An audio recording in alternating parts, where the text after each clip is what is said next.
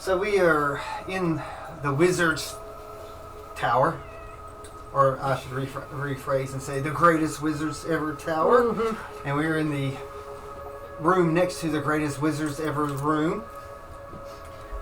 Pepper has made her way home.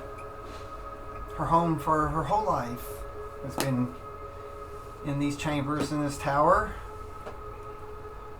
But she's been able to live for a few days in the place that she's wanted to be her whole life. In the dorms of the students and being a member of this school. To say it's been a hard week, or different week is probably more of the word, is come about. She's found out the true nature of her grandmother and been awarded a gift. Now the question is, was this gift given or taken? You know, because you did have some students talk about it and whatever. It's just, you know, have you felt that you earn these cards and that they're actually like Pepper didn't do, not Pepper, but Scarlett didn't do anything that maybe influenced you getting them, or? I didn't feel that she influenced anything. Okay. You know. So, but I do feel inept at the same time because everything is new to me. Mm-hmm. So I don't know. I feel like I'm very much a lost ship. Don't know what I'm doing. So you're in your sort of study common room. Pepper and Aang. Not Pepper. Scarlett and Aang are in the room. You're in the. What do you do? When I first walk in the house, basically. I'm gonna set the box of. I put them in a. They're wrapped up and in a box. Okay. I'm gonna set it down on the table since it looks like there's already something appropriate there. Oh, that's where you're going to end up. You're not there. That's, okay. Somewhere else. No, Sorry, my bad. You're in the Wizard's Well, table. I'm going to sit it down on the table in the kitchen. Yeah, there's a common table. And I'm going to go and knock on the door. Grandma? And he's like, 2 seconds. I said, Grandma. Okay. So Scarlett's or someone at the door. So you open it up, and Scarlett comes fully dressed, not upset or anything like that. You see Aang sitting on the bed, you know, with his hat on like normal. He's just sort of sitting there, just sitting. Okay. So Scarlett's like, okay. So oh hey Pepper. Sort of surprised it took you this long to come see me. I'm assuming that you're here to see me since you called my name out. Yes. Okay. So I want to talk. You always do. And for a long time, I couldn't talk to you fully. So we might actually have our first true conversation in your life. Okay. It's like, let's go to the top of the tower. So you'll make your way up to the top of the tower. Okay. And you'll come up and you come into a room on top of the tower. Mm-hmm. And now, again, there's a table here and there's a couple other things. And it's actually labeled, you know, for Scarlett. You know. Does Scarlett have a nickname or anything when you played her? Mm-mm. Okay. Nope, she was always straightforward. Just Scarlett. Okay. So you walk through the door and you're in this it's this little bitty room with a wall. It's not very, it's only 15 feet long. Mm-hmm. And she goes, "What are your questions?" Well, of course, on the way up, I've snagged the cards and brought the box with me just to make sure. Of course, she saw all that. I need help. I don't know what I'm doing exactly. I know that you may not want to handle them again, but any guidance that you can give, I would appreciate. She says, handling them doesn't really mean anything to me anymore. I'm not bound to them. To me, they're nothing more than just slabs of thick scroll paper that are made into these cards. She said, "You're very much like me when I was given these cards."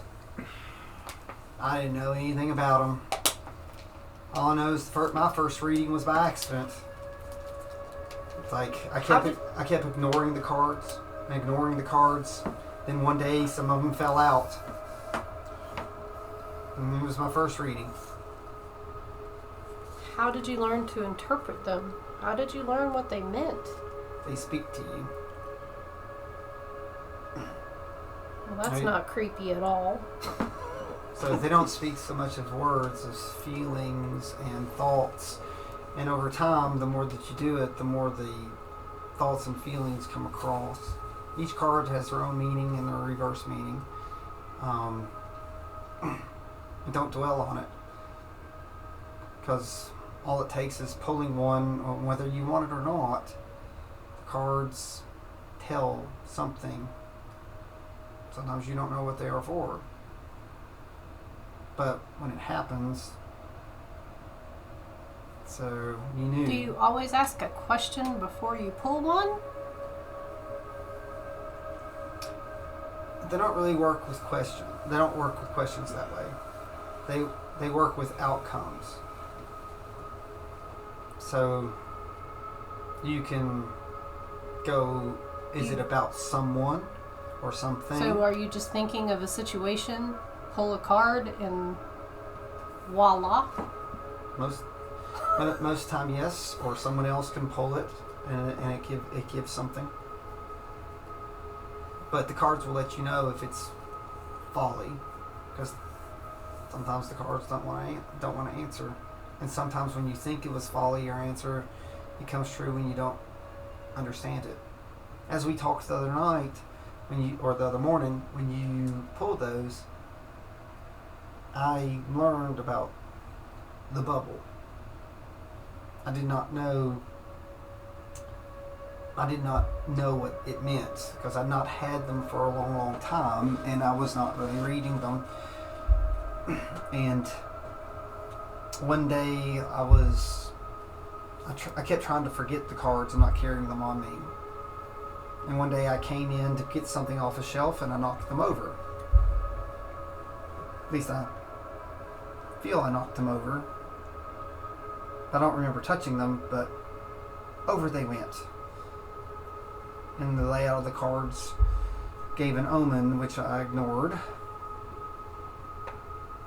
And the very next day was the last time anyone ever went out the bubble, in or out. So I actually stopped your grandfather from leaving the bubble because I was so afraid of what the cards meant.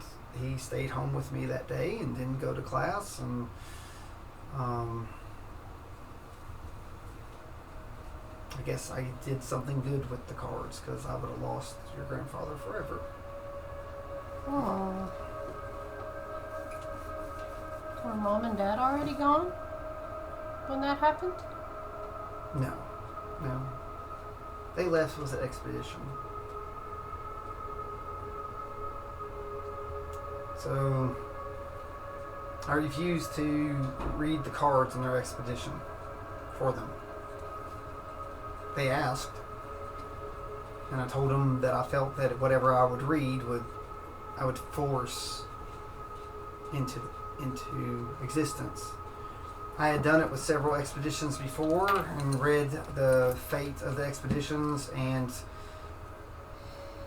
I knew that they weren't coming back thanks to the cards when I would read them. So I didn't have the heart to do it when your parents left. Even though they did ask.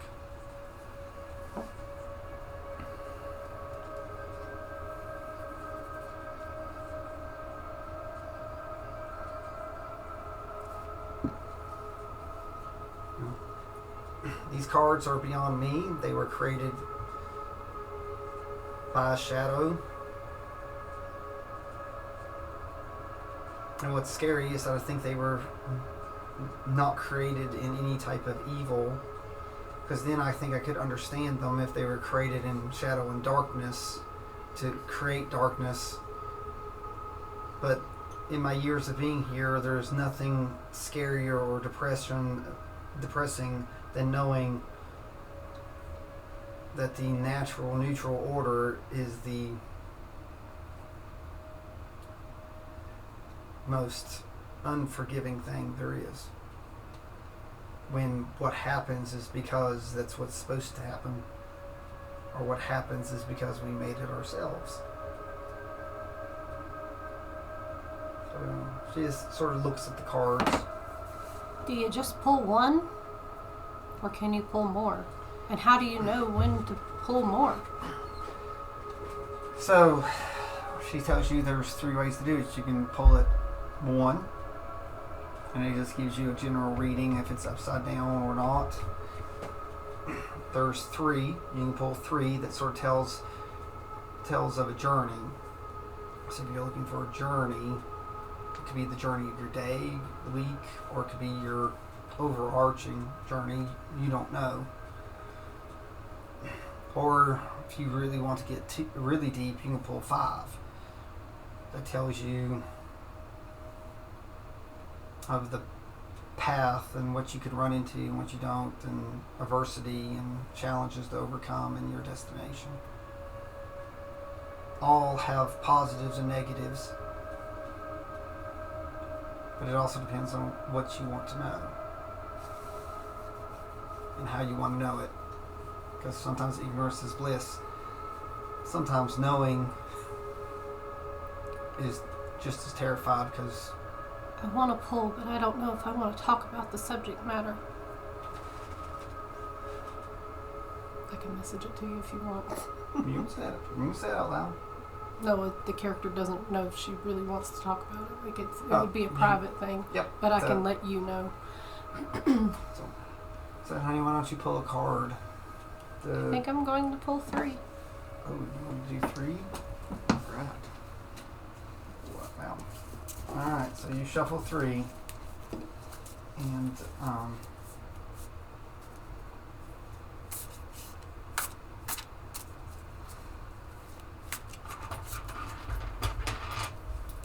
and if it's upside down or not, sometimes determines some things.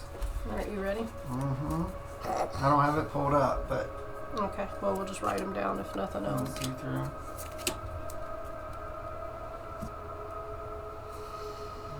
I'll write it down. So. Diviner upside down.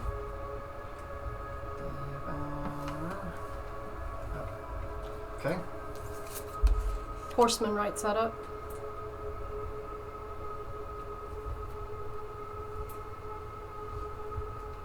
Horseman. Berserker right side up.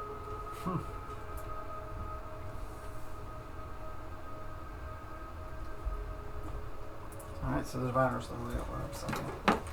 Okay, I'm going to send you something. After sitting with this for a second, I'm going to wager a bet that Pepper goes pale. So, just saying. Okay. Don't know what these are actually supposed to mean according to the game, but... Well, it's just... Well, they're very interesting cards. They're just running it for... Mm-hmm. Just reading it. Value...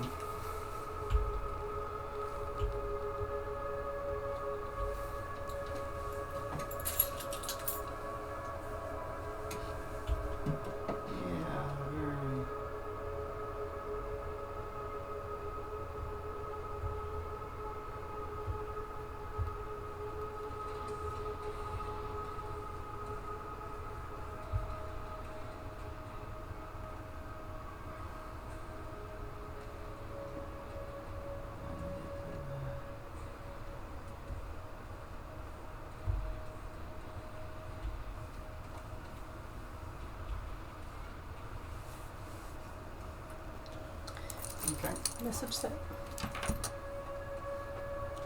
Let's see what the... So you want to dwell on this? What you sent? Yeah. You don't want to... No, we don't have to do anything else with this further right now. So that's what you want. That was the... Okay. So I'll get your interpretation to them. So... Okay.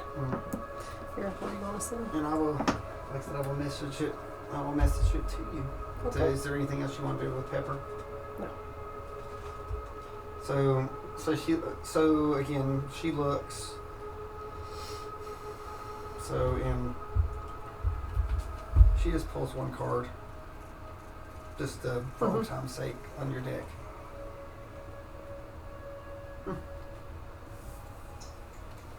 Which I drew, I think, the other day. Yep.